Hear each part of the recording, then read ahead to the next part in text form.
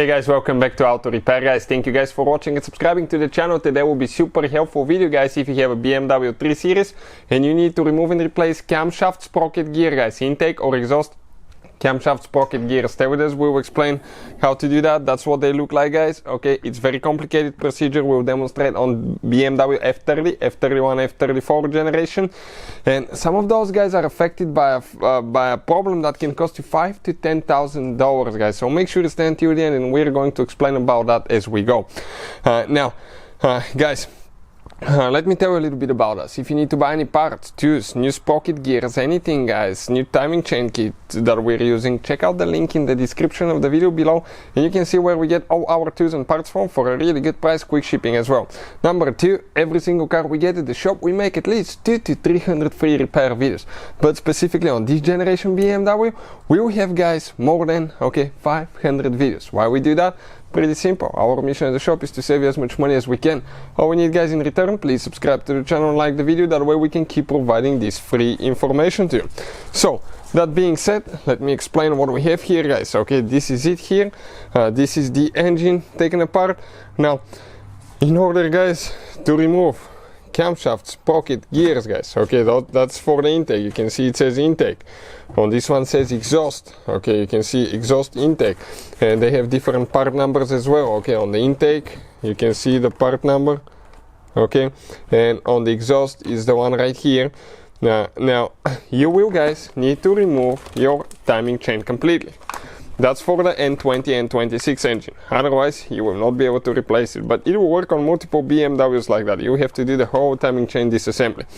Good news guys, okay, probably you're disappointed that you have to do so much work, but if you have that engine, their timing chain guides on certain years are affected by badly designed guide, something in the plastic guys that breaks, and they fail at very early mileage. Somewhere I've seen 50,000 miles even. This one has 71,000 miles. Ours failed at 71,000 miles. You can see timing chain guide is broken at multiple places, and we have another one here that failed at 87,000 miles and practically exploded, okay, in pieces guys. We were able to save the engine, but we were lucky guys. Some of you may not be so lucky. So if you want to see which vehicles are affected, okay, which years, we have a video that explains that, and I'll put the link in the description of the video below. But once you remove your timing chain, okay, you can see your actually camshaft sprockets will come out.